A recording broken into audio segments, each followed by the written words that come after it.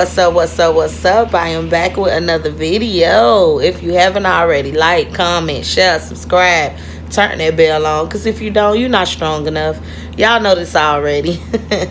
And if y'all checked out my latest videos, then y'all know what's going on. I'm not going to take up too much time. I'm going to jump right on into this video. I'm going to be talking about the experience that I had going through the system with my children. But first,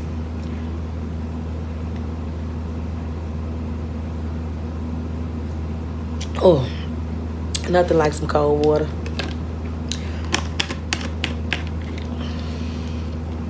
But going through the system, being young, it was a lot for me.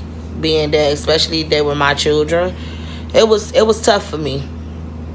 It was extremely tough for me. It was hard for me. It was a lot of sleepless nights, a lot of nights crying, a lot of nights praying, a lot of tears were shed, a lot. I think I was 18 or 19. I think I was 18 or 19 when my children got taken from me. It was only Kiwan and Kimaya at the time. Kimaya was 7 months and Kiwan was 2.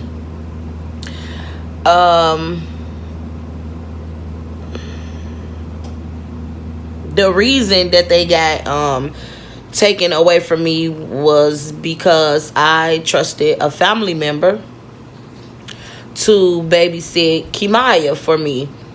And she had Kimaya a little over 2-3 days. And when I got Kimaya back, she was beat up pretty much. She had like bruises in her face, and then she had an lacerated liver. Yeah, it was pretty tough, like I said, and it was me trusting a family member with my baby, and that's what happened. And still to this day, I don't really know what caused what happened. I don't really know what happened. You know what I'm saying? But like I said, that was really, really tough for me. It was extremely tough, extremely hard. I didn't really have as much as support. I really had like a handful of people that really supported me when I was going through that very tough time in my life. I did have like a handful of people, and I truly thank them. They know who they are. But yeah, it was tough for me. I would say that it kind of, well, it didn't kind of, it did. Like, I went through depression going through that. I was like drinking a lot going through that situation. I'm sure a lot of you mothers out there could only imagine your children being taken away from you. So I know y'all can just only imagine, but leave it at that. Only imagine. Like I said, it was really hard for me going through that. It really was. Like, y'all have no idea. And then when I got pregnant, I was still going through the system. Like, the case was still going. And in the midst of the case being, open and going on, I got pregnant with Devontae. And I gave birth to him in 2013. And when in the state of Illinois, when you already have children that's not in your custody, that's in the system, when you get pregnant again, if they see, like any small problem or whatever, they taking that child that you're pregnant with too. And that's what it was for me. So I didn't even get to keep Devontae. Devontae got took it from me as well. The only good thing that came out of it was that all three of them was placed, in a home together. So that was like really the only good thing, because like I said, they was all placed it wasn't in the beginning, they wasn't placed together. Devontae went to someone, and then Kiwan and Kimaya was together. And once Kiwan and Kimaya, caretakers at the time, decided that they didn't want to do it anymore, they put them back into the system pretty much. And the woman that had Devontae, she felt that it was a good idea for Devontae to be with Kiwan and Kimaya. So that's how they came about. but it got placed with a non-relative and stuff. And like I said, it was pretty tough going to the court, going to like the court, going into the courtroom and stuff. I'm stuttering. Going into the courtroom and stuff. Like, I was going in there with my head held high, but like those people were so judgmental. Like, oh my God. Like, one day, this is so crazy. One day my phone was off. Like, I hadn't even had time to like even pay my phone bill, because at the time I wasn't like into direct deposit. I was into like checks, cashing the check. And so I had my check on me. I didn't get a chance to cash it on this particular day because I had therapy this day. I had a visit this day, and I also had to meet with my new caseworker this day, right? So I didn't even have time to go cash the check. But all I know is I goes into the place. It was called Volunteers of America. I went into the place, and once I like made it into the back room to like this, now this at this time it was time for the visit. Therapy haven't even started yet. It was time for the visit. So once I made it into the back room, I was waiting on my kids, right? My therapist ended up coming in there. She was like, oh well, Miss Freeman, can you step into the meeting room, for a second? I'm like, yeah, what's going on? So I goes into the meeting room, and in there was the boss, the lady that ran Volunteers of America, my therapist, and my caseworker. So I'm like, what the hell going on? Y'all, why my therapist say, well, we called you in here because I was letting them know that your phone was cut off, so we was trying to figure out where the money went. They made me do a damn drug test, y'all. All like the drug test and everything. I was like, what? Because my phone is off? Like, I showed them my check and everything. I'm like, I hadn't even got a chance to cash the check. Now, if I would have went and cashed my check, I would have been late, and then it would have been on me. I'm like, and y'all really about to make me do a drug test because my phone is off?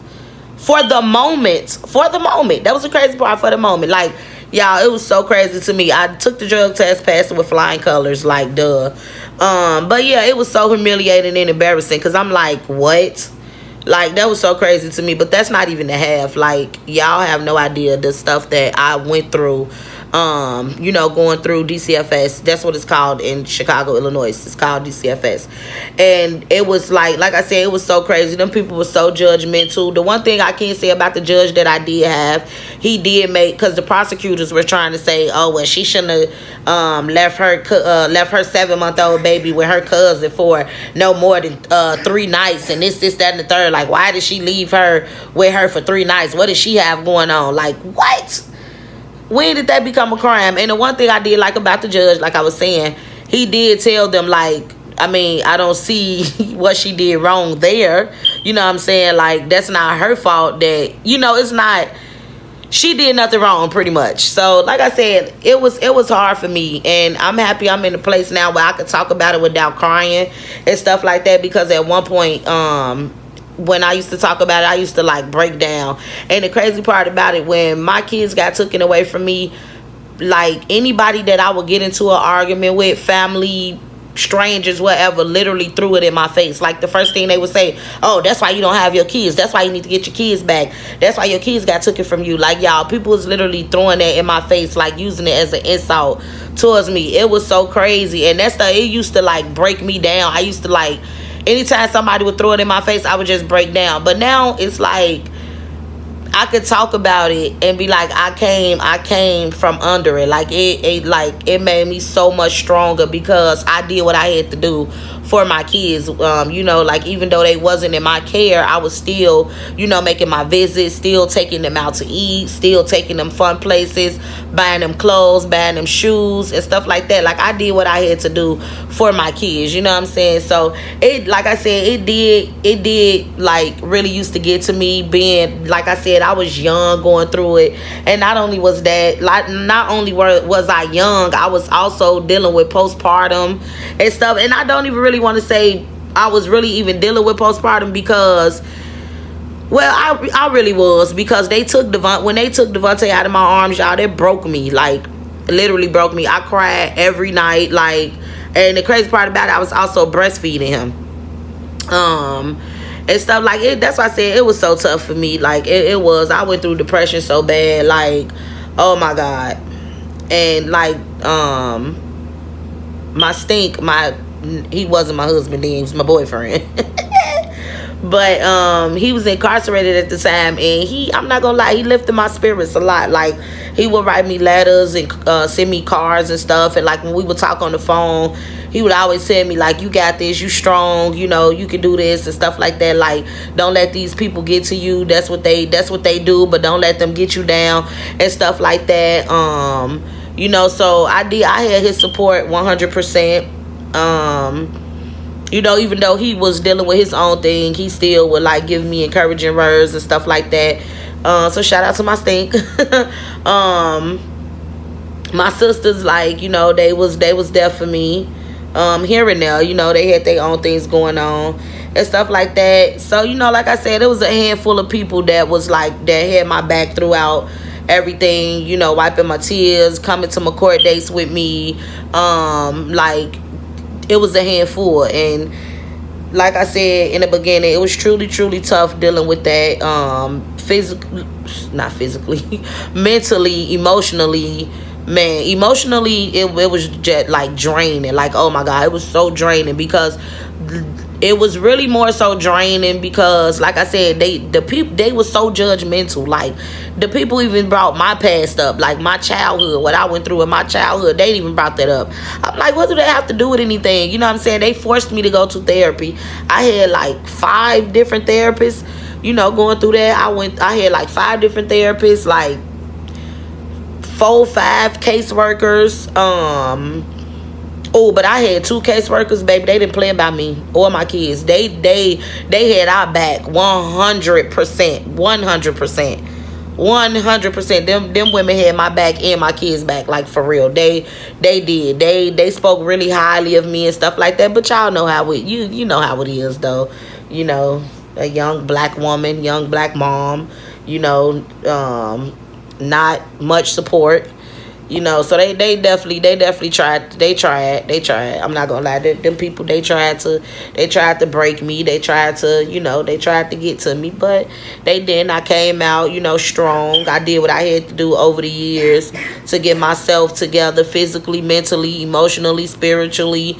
You know, not quite there yet financially, but that too. You know what I'm saying? So it took a lot out of me. It did. It took a lot out of me. But my kids are home now, doing great, amazing, happy. Like, they're very, very much loved. And they know mommy always been there, near or far. I've always been there, and they know that. So my advice really would be, you know, love on your kids, hold on to your kids, don't trust too many people with your kids, you know. Like, always be there for your kids, listen to your kids, create those everlasting memories with your kids and stuff, and, you know, do what you got to do as a mom, as a parent, whether you young, older, whatever. Do what you got to do as a mother. And, you know, if you somebody that's been in my situation, or like that's in my situation, did I say that right? Yeah, I think I did. But just, you know you strong, you got this, and you will come out on top. But yeah, like I said, it was tough for me. I got through it. Me and my family is together. Me and my kids is together now, forever. So yeah, like I said, it was that for me. That is one thing in my life that I went through that I can truly say it almost took me there. It almost took me, whew. But like I said, I got through it. So if y'all haven't already, y'all already know. Like, comment, share, subscribe, turn that bell on. Because if y'all don't, y'all know y'all not strong enough. And just stay tuned for the next video.